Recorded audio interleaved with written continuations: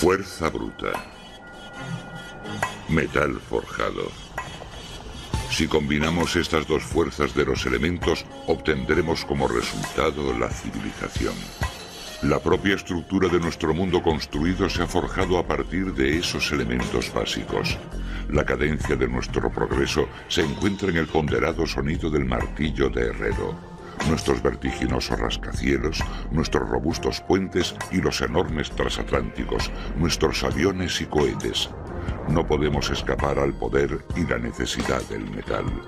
Es la materia natural a la que hemos dado forma para levantar las más impresionantes estructuras realizadas por el hombre.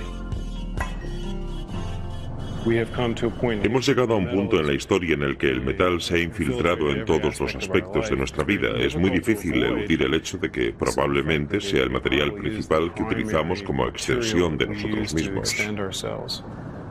Los metales tienen unas características que resultan ideales para casi todo aquello que hace que el mundo moderno sea moderno. Algunos conducen el calor o la electricidad. Otros se dejan convertir fácilmente en alambre. Algunos son resistentes a las resquebrajaduras y roturas. Muchos brillan o demuestran tener una fuerza impresionante al combinarse con otros elementos. Y una buena parte de ellos admite que se les dé forma. El metal es un material muy resistente, un material al que tengo que engatusar, con el que tengo que luchar y con el que debo alcanzar compromisos para poder manipularlo, doblarlo a mi gusto para hacer lo que quiero hacer con él. Los metales están en todas partes, no solo en aquello que obviamente está hecho de metal, como los pilares de acero y las latas de aluminio. El calcio de nuestros dientes y nuestros huesos y el silicio del cristal también son metales cuando se encuentran en estado puro. Los metales constituyen los 2/3 de todos los elementos conocidos. Un elemento está formado por protones, neutrones y electrones que constituyen un átomo que no puede ser reducido a otras sustancias. Todos los elementos están catalogados en la tabla periódica, que enumera cada elemento en una escala ascendente basándose en su número atómico o número de protones y electrones que constituyen sus átomos. En la tabla periódica se agrupan en filas. La última columna de la tabla periódica alberga los elementos nobles que son muy estables. Es como si el resto de los elementos quisieran ser como ellos. Pueden conseguirlo renunciando a un electrón o a más de uno perdiendo electrones. Nuestra definición de los metales dice que son elementos agrupados sobre todo en la zona inestable de la tabla periódica. Son capaces de renunciar a un electrón para establecer enlaces con otros elementos. La clave de los metales es precisamente esa capacidad de establecer enlaces con otros elementos y compuestos con el fin de formar sustancias llamadas aleaciones, con propiedades completamente nuevas y únicas. Por ejemplo, el hierro se convierte en óxido ferroso u orín cuando forma enlaces con el oxígeno del aire. Como el oxígeno está presente en el medio que nos rodea, la mayoría de los metales no se encuentran en su forma metálica, en su forma pura. Los encontramos en forma de óxido, se han enlazado con el oxígeno. Los metales forman aleaciones con muchos otros elementos además del oxígeno.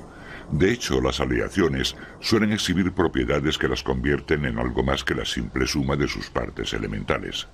Mucha gente habla del acero, pero existen muchos tipos. En el acero hay hierro, pero también muchas otras cosas. Y si cambiamos la composición, cambiaremos las propiedades.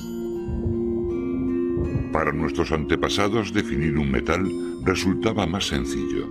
Sabían que las piedras brillantes que solían agruparse en zonas concretas o que a veces aparecían sobre la tierra solían ser más duras que los guijarros, y que al golpearlas, en lugar de pulverizarse, se doblaban. Según los arqueólogos, a finales de la Edad de Piedra, hace más de 6.500 años, el primer metal manipulado por el hombre seguramente fue el cobre, ya que podía encontrarse en depósitos en cualquier lugar del mundo e incluso, a veces, aparecía fijado sin mucha fuerza en el suelo o en afloramientos.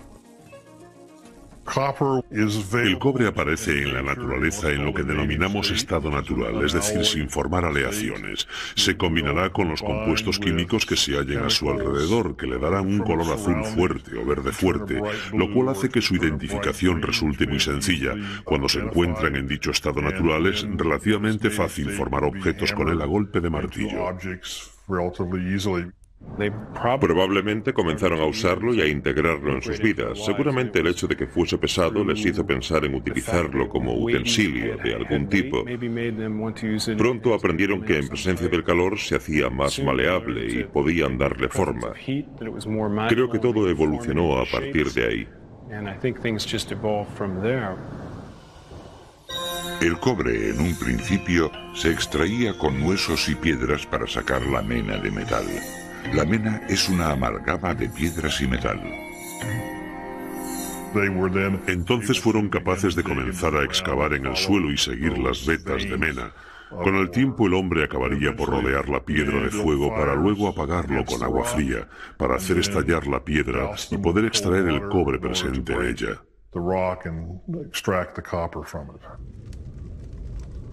Los pedazos de mena se reunían y fundían o calentaban hasta alcanzar la temperatura de fundición del metal, normalmente en un contenedor de cerámica resistente al calor.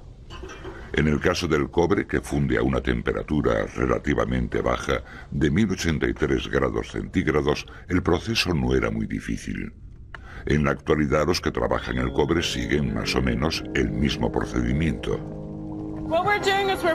Lo que estamos haciendo es verter la pasta. Tenemos moldes con carbono. Tradicionalmente se habría usado petróleo quemándolo para crear carbono en los moldes para que el metal fluya una vez fundido y pueda verterse en los moldes. Una vez fundido, al cobre se le puede dar forma de herramienta o de adorno.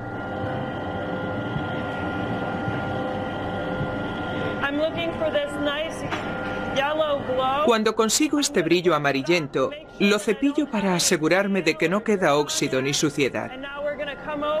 Entonces lo traigo aquí para que ellos lo golpeen con la almadena.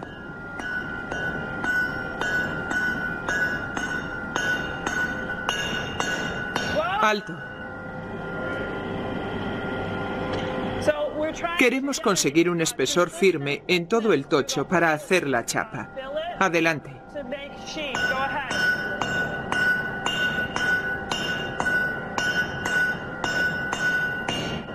¡Alto!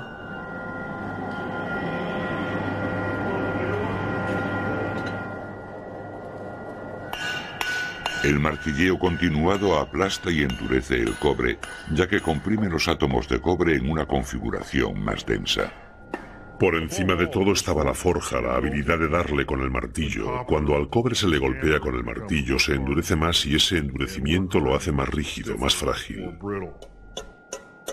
Entonces se puede trabajar con él hasta formar herramientas u objetos decorativos como este. El cobre tenía sus limitaciones. Es blando y un objeto bien afilado lo traspasa con facilidad. Pero con la introducción de otros metales se consiguieron aleaciones de cobre más fuertes. Con solo añadirle un 9% de estaño al cobre fundido, se produce el bronce, que es más resistente que el cobre y resulta más fácil de trabajar.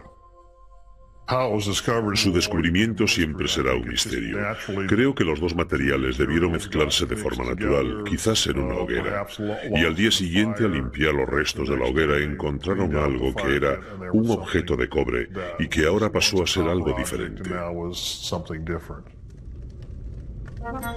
Las civilizaciones antiguas de la China y del Oriente Medio fueron las primeras en forjar el bronce.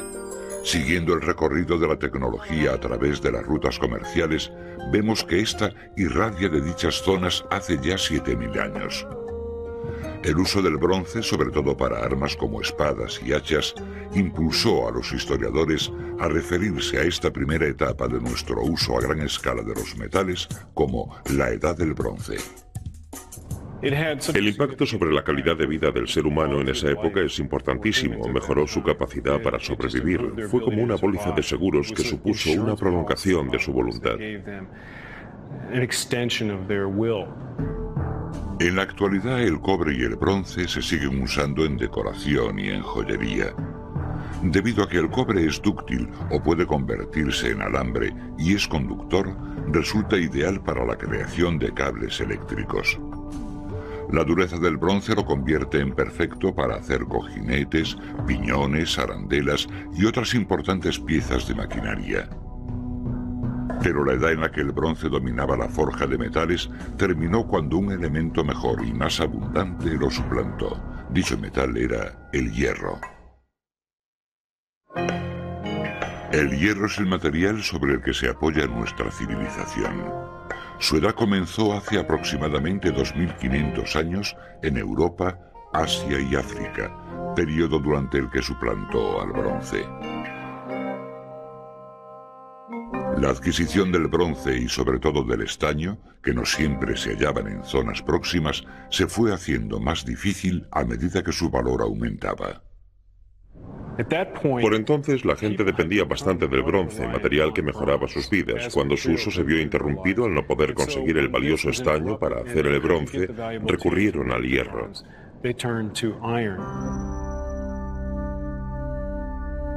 Aunque el hierro era más blando que el bronce, también era más abundante.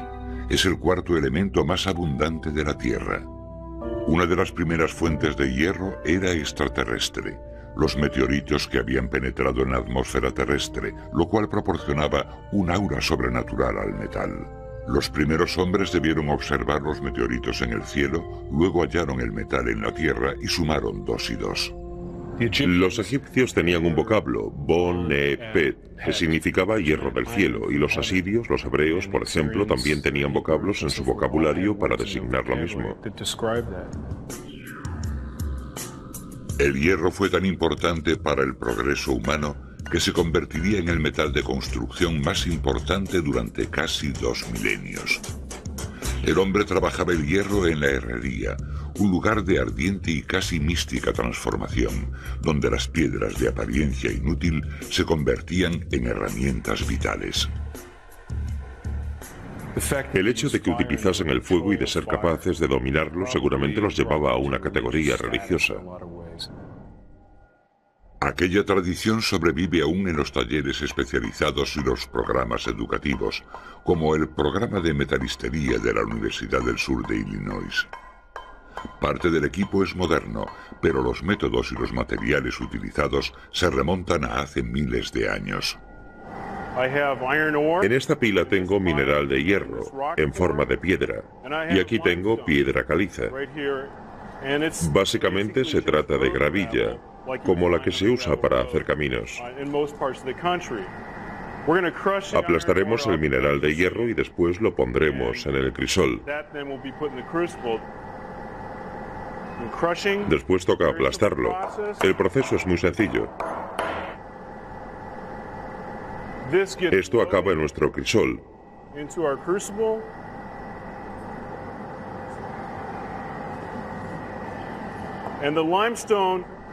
Y la gravilla, como funde a una temperatura inferior a la del hierro, lo cubrirá y controlará la oxidación.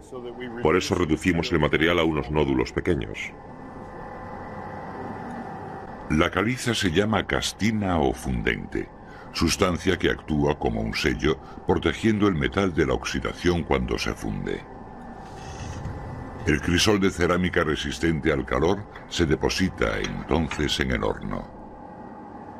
Los hornos de gas aceleran un proceso que en la antigüedad habría durado unas 12 horas. En menos de 2, el material, a unos 1482 grados centígrados, se escapa del crisol al subir.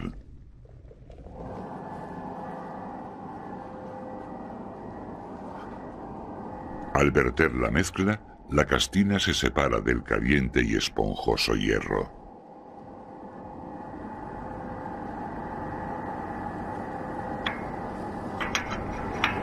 Después cogemos la masa esponjosa y la golpeamos hasta darle una forma fácil de reconocer, forma que suele adoptar el hierro. Acaba en esto.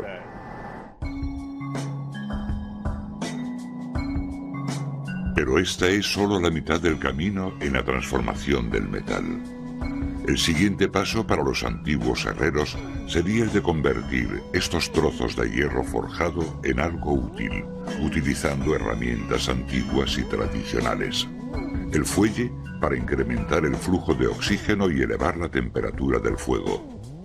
El yunque, superficie sobre la que situar el metal. Y el martillo con el que golpearlo. Esto es lo que se denomina tocho. Son piezas independientes de hierro que se juntarán y en el fuego quedarán fundidas con un soldeo por forja. Al golpearlas ligeramente, las moléculas de los dos comienzan a encajar. Seguimos forjándolo un poco más hasta que acaba siendo una sola pieza en lugar de varias.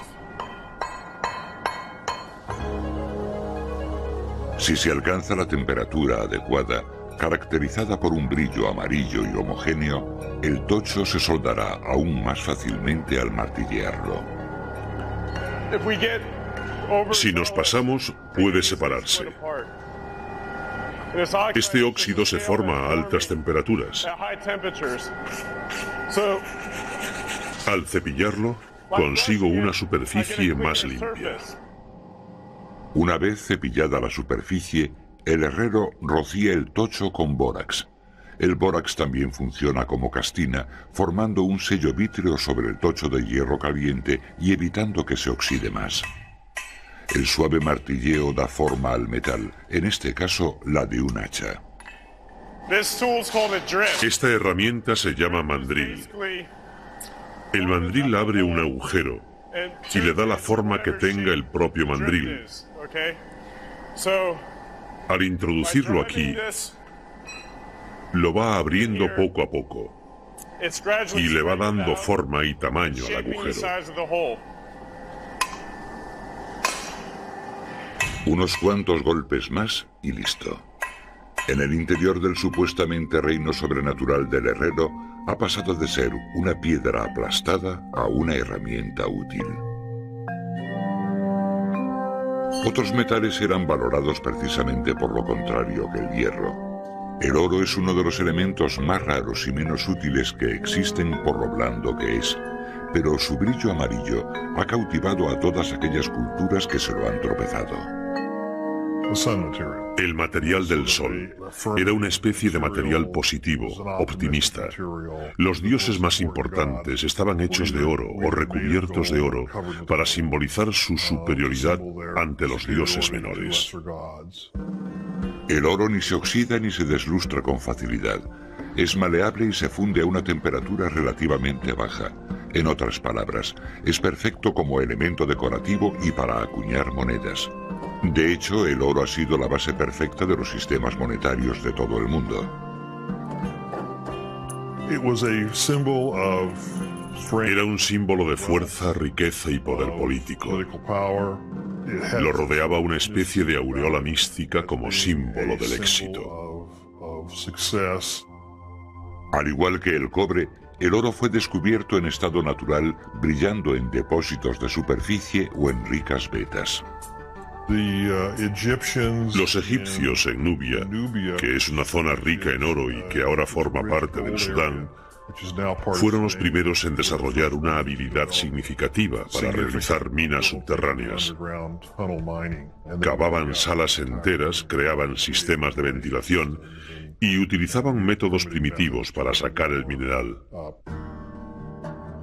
La búsqueda del oro incitó a la colonización del Nuevo Mundo en el siglo XVI, sobre todo entre los conquistadores españoles de las Américas.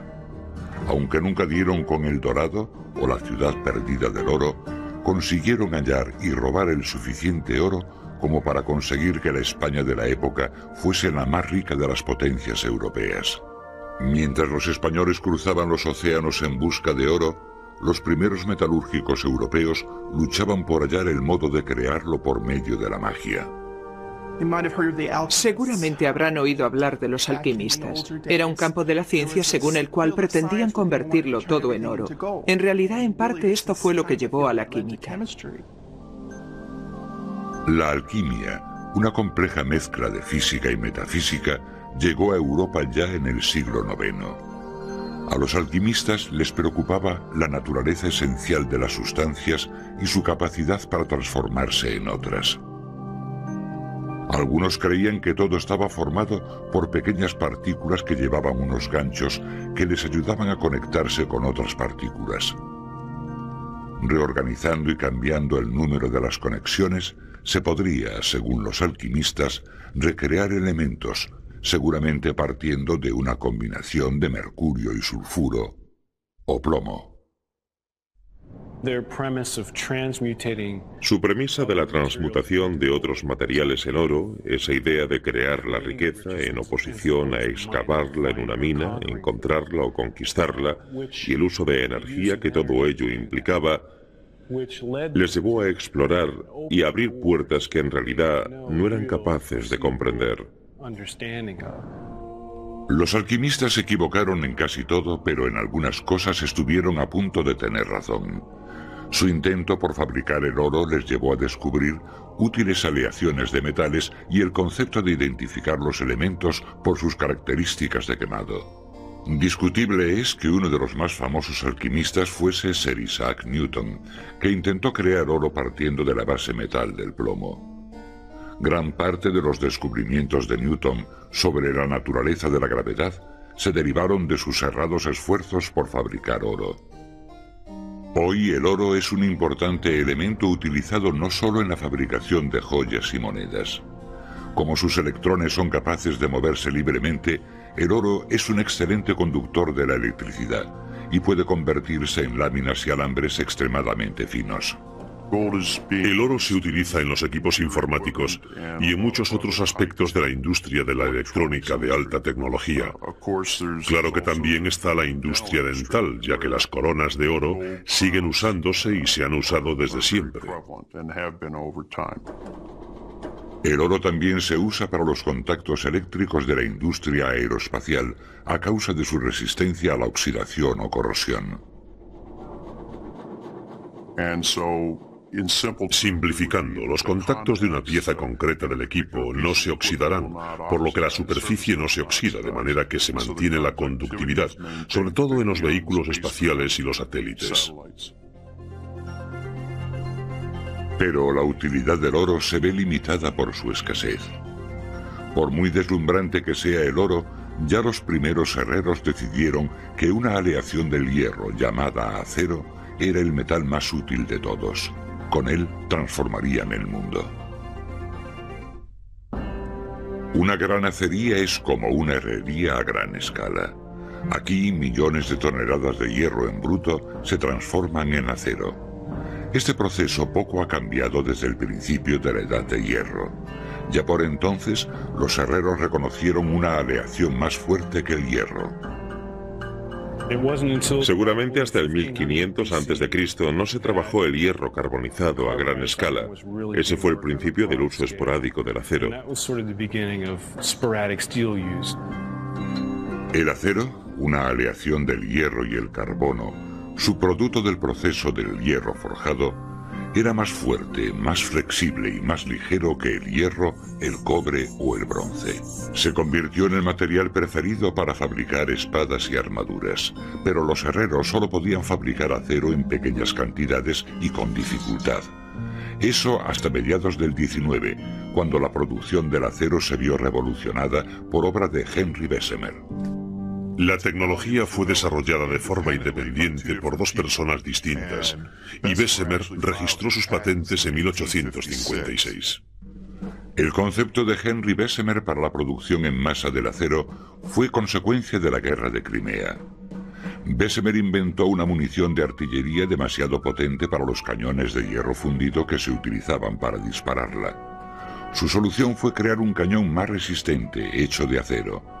Pero no existía método alguno para fabricarlo en las cantidades que necesitaba, de forma que él mismo lo creó. Diseñó un gran recipiente en forma de botella en el que se vertía el hierro fundido líquido. En el fondo había una especie de grandes chorros de aire que bombeaban aire comprimido al caldero y que lo inclinaban hacia arriba. de manera que el baño de hierro fundido quedaba sobre el aire comprimido. El aire atravesaba el hierro y al hacerlo el oxígeno se combinaba con el carbono del hierro y quemaba las impurezas, como el carbono y el silicio. De esa forma era más sencillo volver a introducir el carbono a niveles concretos para crear una aleación más equilibrada, cuyo resultado final era el acero. Al controlar mejor la cantidad de carbono presente en el hierro, los herreros podían controlar también la calidad del acero, y lo que era aún mejor, podían fabricar más acero en menos tiempo. Había comenzado la producción en masa. En cuestión de una década se construyeron fábricas en los Estados Unidos. Pronto se adoptaron otros métodos más eficaces para la fabricación del acero, como el método de la solera abierta, que no despojaba al acero de oligoelementos como el manganeso y el silicio, cosa que sí hacía el proceso Bessemer, lo cual proporcionaba a los fabricantes un control de la producción aún mayor. Su diseño permitía aceptar una gama mucho más amplia de materias primas. La productividad aumentó y algo muy importante, el proceso a solera abierta permitió el uso de la chatarra. La chatarra ya se encuentra a medio camino de ser acero y la capacidad de reutilizar este material es la piedra angular del reciclado del acero en la actualidad. Y hoy por hoy, el acero es el material que más se recicla. A mediados del siglo XIX, la edad de hierro fue sustituida por la revolución industrial, y toda ella se basó en el acero. En Norteamérica, primero fueron los ferrocarriles que viajaban hacia el oeste sobre raíles de acero de alta calidad. Después, las grandes llanuras se rindieron a los equipos agrícolas de acero traídos por los colonos que trabajaban la tierra. Los rascacielos se elevaron a medida que la fuerza de la viga y de acero permitía crear armazones internos que pusieron las oficinas por las nubes.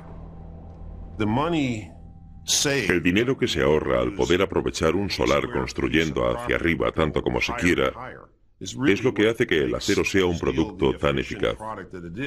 La isla de Manhattan creció verticalmente gracias al acero y alcanzó su techo en 1931 con el Empire State Building de 381 metros.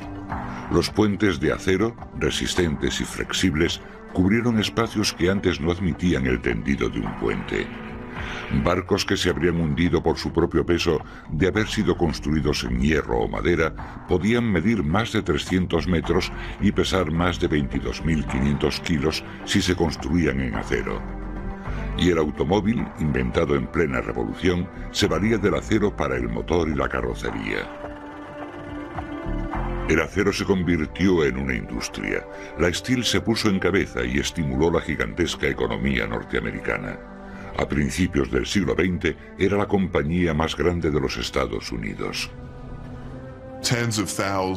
En los Estados Unidos se fabrican decenas de miles de toneladas de acero al día en las distintas fábricas. En un año en los Estados Unidos se producen del orden de 100 millones de toneladas de acero. El acero es tan barato al peso como las patatas.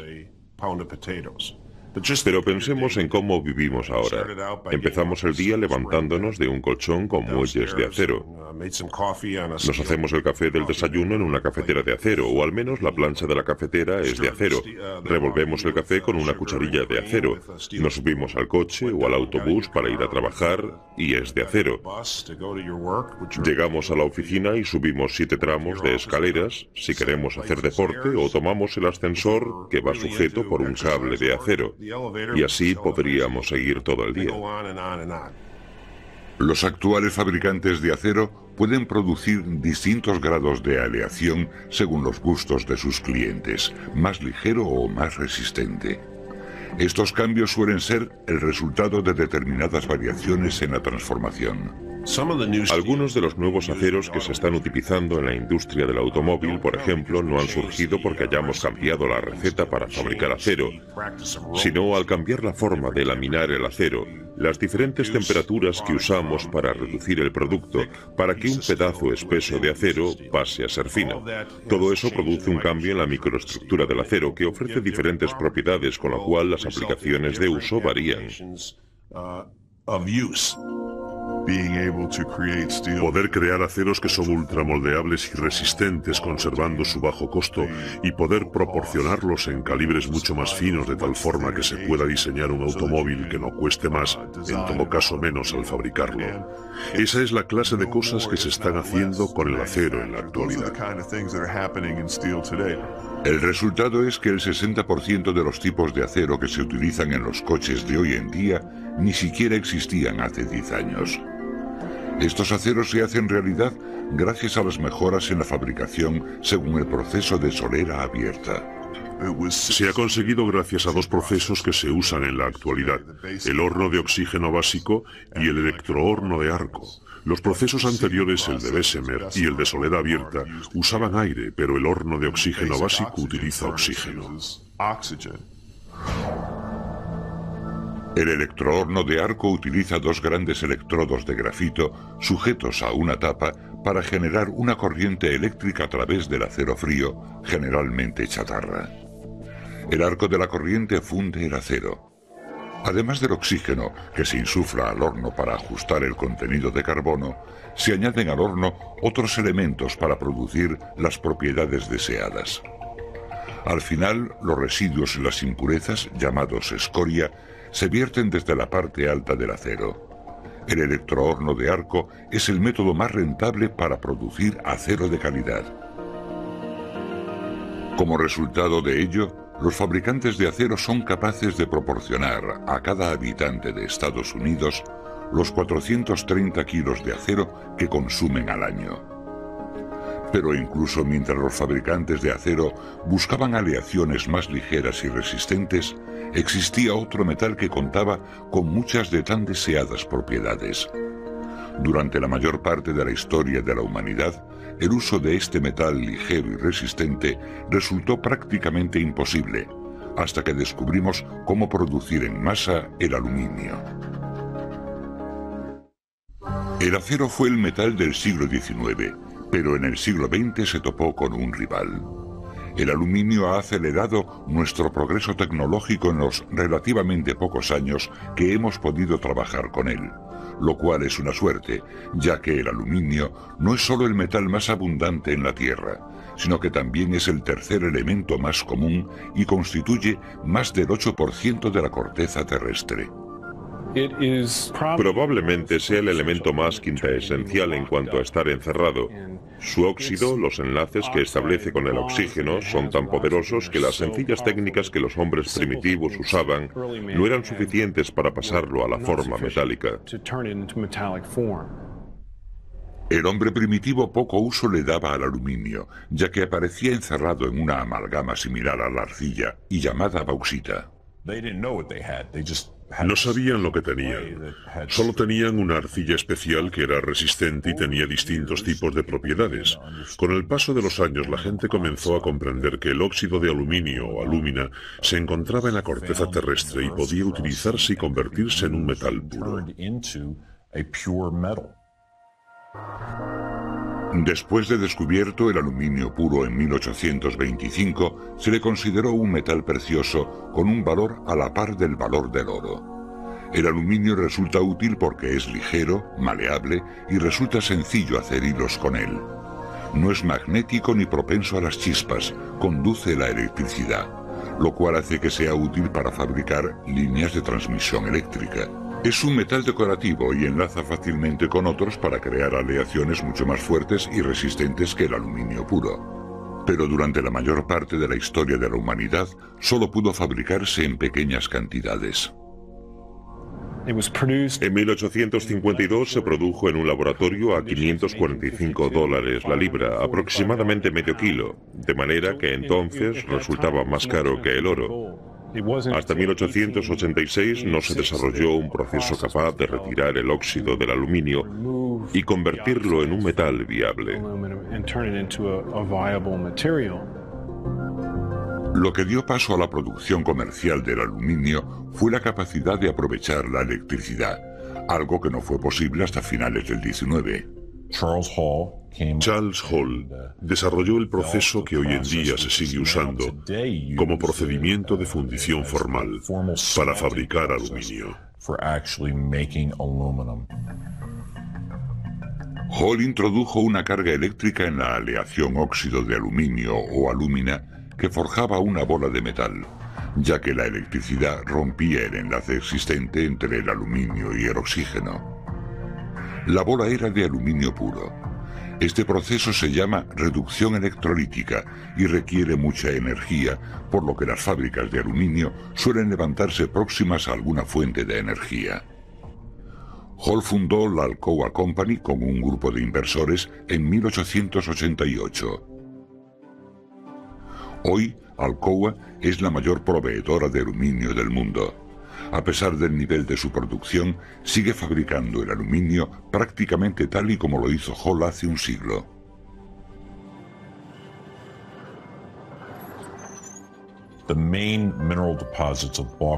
Los principales depósitos minerales de bauxita se encuentran en el Caribe, Australia y África. Esas son las zonas en las que tenemos las minas más importantes. Son como cualquier otra mina. Excavamos y sacamos tierra, suciedad. Nosotros decimos que el aluminio empieza siendo muy sucio. La bauxita en bruto presente en la tierra se reduce y se refina hasta crear alúmina en polvo. Llegados a este punto, la mina pasa a ser una fundición. La fase de fundición es muy compleja. Requiere cantidades masivas de electricidad para sacarla de su estado mineral.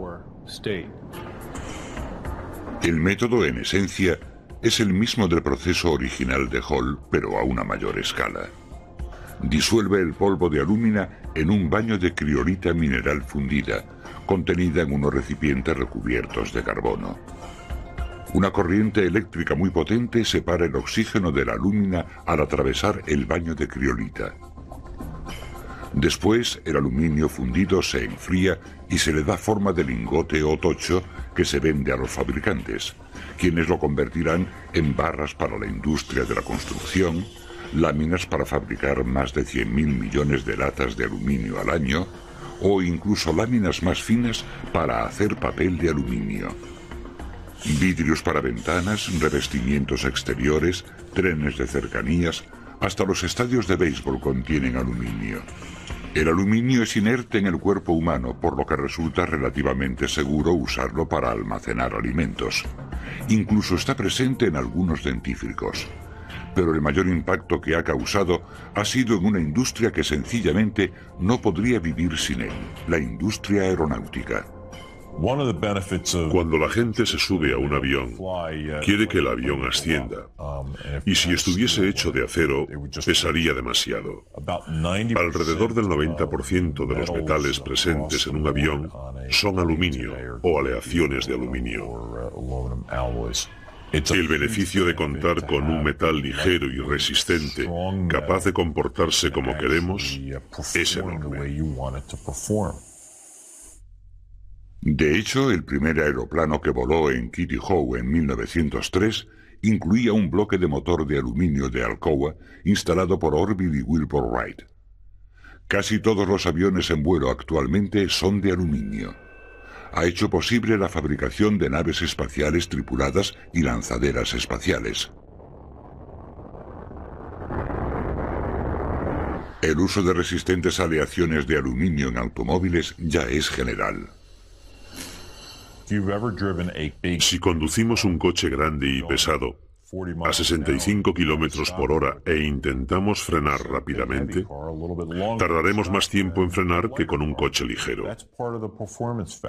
Esa es una parte del factor rendimiento. Además, si nuestro coche lleva un motor de un tamaño decente, a la hora de apretar el acelerador, si el coche es ligero, tardará menos tiempo en alcanzar la velocidad deseada. Eso también es rendimiento. Si nuestro coche es de aluminio, su rendimiento será muy distinto al de otro coche grande y pesado.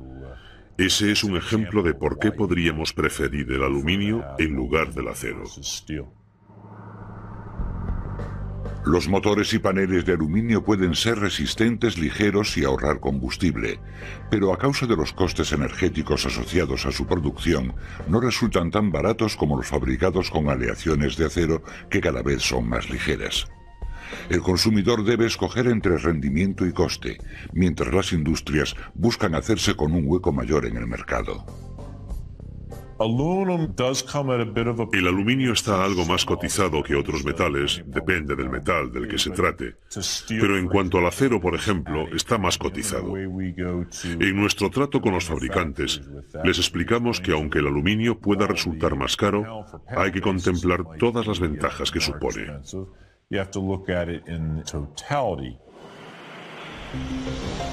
La industria del aluminio busca métodos más eficaces y baratos para procesar la bauxita y convertirla en metal comerciable. Mientras sigue desarrollando aleaciones más ligeras y resistentes para competir con metales como el acero. Desde el cobre al hierro y desde el acero al aluminio, nuestro progreso ha venido marcado por la aplicación de nuevos metales que resultan más resistentes y ligeros. Pero el metal del futuro podría ser una nueva aleación que se comporta como nunca antes se había comportado ningún otro metal. A medida que la humanidad avanza, surgen nuevas oportunidades para los metales. A pesar de que hacía siglos que conocíamos la existencia de un metal concreto, no habíamos encontrado una forma de usarlo. Creo que la importancia del metal viene dada por lo que el hombre intentase conseguir en un momento determinado. Por ejemplo, el metal de la edad del espacio, el titanio. Fue descubierto en 1791 y se comenzó a producir de forma comercial en 1946. Es tan resistente como el acero, pero un 45% más ligero.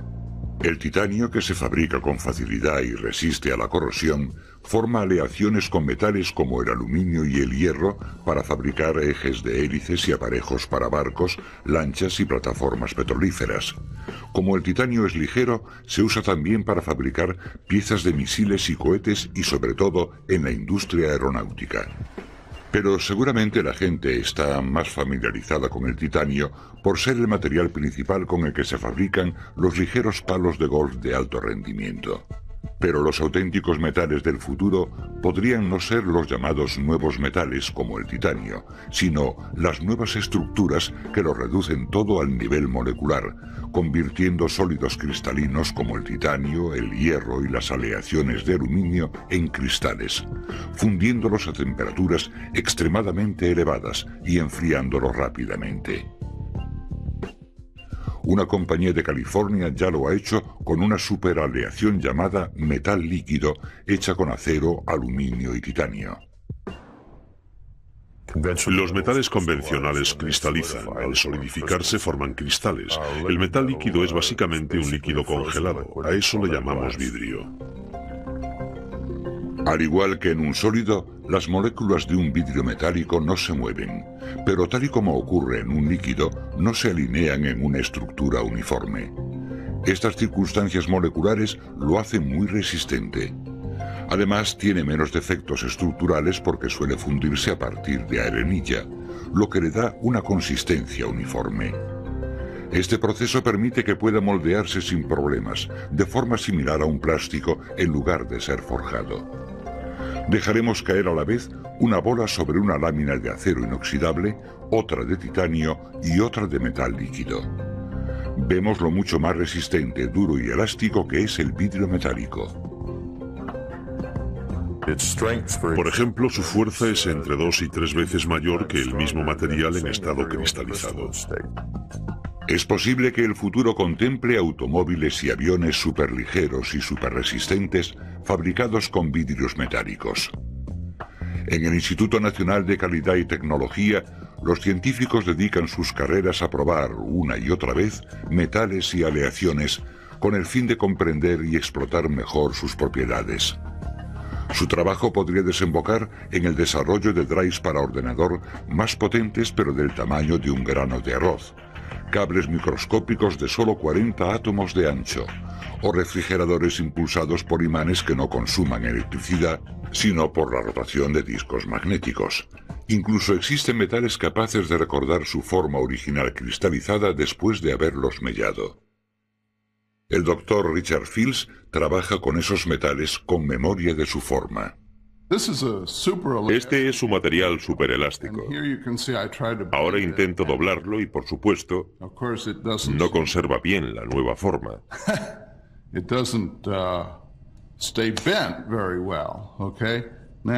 Pero ahora les mostraré lo que ocurre cuando enfrío este material.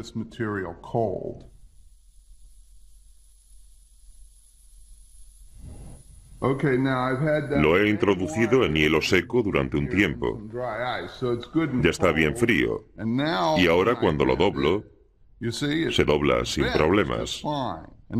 Pero si lo observamos mientras se va calentando, vemos que hace algo que no estamos acostumbrados a ver en un metal. Va recuperando su forma lentamente. Ese es el efecto de memoria de forma. Este material también es superelástico, como el otro, pero su composición varía ligeramente. Este es el verdadero metal con memoria y se llama nitanol, titanio-níquel. A este puedo doblarlo con facilidad, en contraste con el otro material. Sin embargo, si lo introduzco en agua caliente, inmediatamente se desdobla y recupera su forma original. ¿No les gustaría tener un coche fabricado con esto? Le lanzamos un cubo de agua caliente a las abolladuras y éstas desaparecen.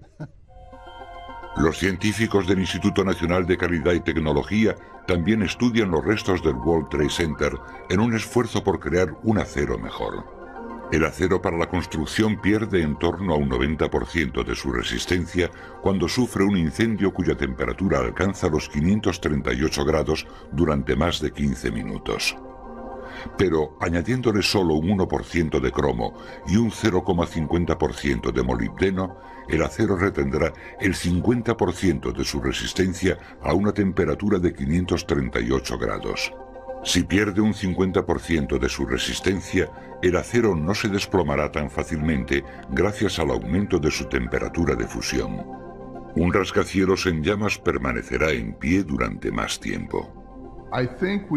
Creo que hemos logrado desarrollar aceros que soportan alrededor de 100 grados centígrados más que los aceros normales. Si el World Trade Center hubiese sido construido con esos aceros, nos habría dado más tiempo. Yo creo que dichos aceros pueden utilizarse con eficacia en muchas aplicaciones que conlleven el verse expuestos al fuego. Los ingenieros japoneses y alemanes ya han utilizado esta aleación en estructuras nuevas. Mientras los científicos continúan creando nuevos metales con propiedades originales y poco comunes, otros científicos se afanan en desarrollar aplicaciones para dichos metales. Y así seguimos adelante entre descubrimientos e inventos, como hemos hecho durante miles de años, desde que alguien sacó un pedazo de cobre fundido de una hoguera y le dio forma, transformando un montón de personas en una civilización luchadora.